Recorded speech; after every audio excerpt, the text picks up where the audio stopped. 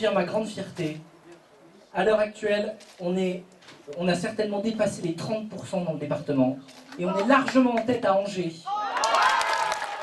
L'homme du jour, c'est Christophe Béchu. La tête de liste de l'UMP pour le Grand Ouest vient d'être élu eurodéputé avec 2 autres candidats de sa liste.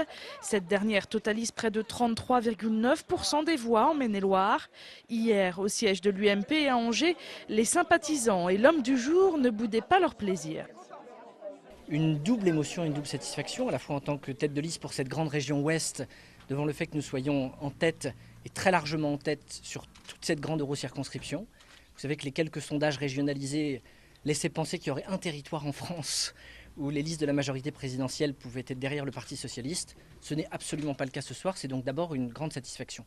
Puis une satisfaction locale aussi, pour le président du Conseil général du Maine-et-Loire et pour l'Angevin que je suis, de voir les scores très élevés que je fais à la fois dans le Maine-et-Loire et sur la commune d'Angers, avec des écarts très très significatifs là aussi par rapport au Parti socialiste qui dans bien des cas est même derrière les Verts, ce qui témoigne très clairement du fait que ceux qui ont appelé avec le plus de virulence au vote sanction ont finalement été les premiers sanctionnés dans le cadre de ce scrutin.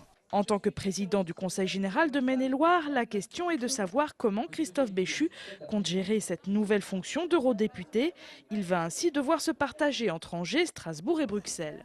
Écoutez, les choses sont assez simples. D'abord, il y a une chose qui est très claire, c'est qu'indépendamment des engagements que je peux prendre, il y a une grande transparence sur l'assiduité des députés européens. Donc chacun pourra me juger aux actes quand je dis que je m'engage de manière claire à être présent de façon effective au sein du Parlement européen. Il y a dans 15 jours une session de l'Assemblée départementale qui sera l'occasion pour moi d'abandonner certaines responsabilités et d'indiquer la manière dont je vais déléguer davantage à mes vice-présidents une partie des fonctions que j'occupe. Et puis comme vous le savez, je vais quitter le conseil municipal d'Angers, même si bien entendu, et sans doute encore moins compte tenu des scores réalisés ce soir à Angers, je quitterai Angers ou le débat municipal.